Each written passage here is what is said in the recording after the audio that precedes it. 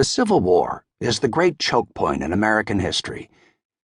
We are what we are today, for better and for worse, because of what did and didn't happen during those 4 crowded years from 1861 to 1865. As a writer and a historian, I've looked at things that did happen and at things that might have happened in books like The Guns of the South, How Few Remain, and Fort Pillow, and in shorter pieces such as Must and Shall and The Last Reunion. However, I was academically trained in the history of the Byzantine Empire. We know a surprising amount about the history of the Roman Empire's eastern half, which eclipsed the western half after the western half suffered political collapse. But there's even more that we don't know, and probably never will. The historical process when working with material like that is to find a fact here and another fact there, and then infer how the two isolated pieces of data fit together.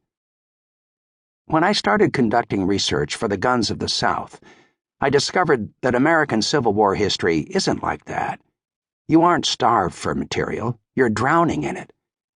Even ephemera, like letters, cartoons, and newspaper articles, survive and can be compared and analyzed.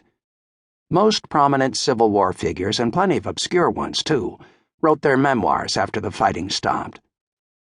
The historical process here involves pulling a drop from the ocean of information in which you're drowning and demonstrating that it's a representative drop.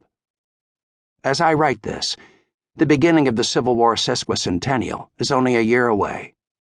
Interest in the war and what it means to American history will surely grow, as it did during the observance of the Civil War centennial in the early 1960s. You would think that in the century and a half since the guns fell silent, every possible thing to be said about the Civil War would have been said, and in every possible way, too. But you would be wrong. In 366 days in Abraham Lincoln's presidency, Stephen A. Wynalda has found a new perspective from which to examine the events of 1861 to 1865. Rather than chronicle President Lincoln's actions over the course of a year, Wynalda discusses important moments within the context of Lincoln's entire presidency. Wynalda's first entry for 1863, for example, talks about January 1st, the day the Emancipation Proclamation went into effect, and therefore the day the whole moral nature of the Civil War changed. His first entry for 1865 looks at January 2nd and deals with the New Year's ball. January 1st was a Sunday, so the ball was held the following day.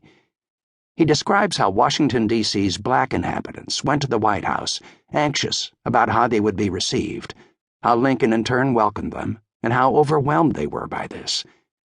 It reflects and comments on what had happened 2 years and a day before. Moving chronologically in time, as Wynalda does, allows him to note something in one entry and sometimes comment upon its consequences later on. He is not simply a chronicler or an annalist, like you find in Byzantine historiography.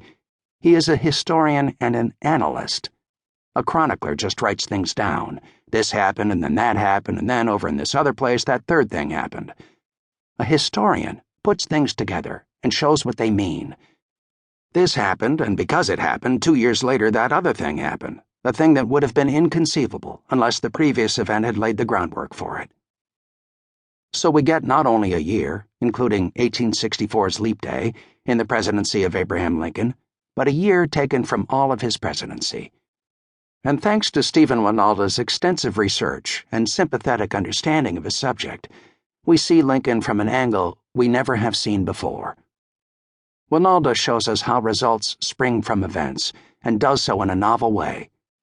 My hat's off to him in unabashed admiration. Harry Turtledove, 2010.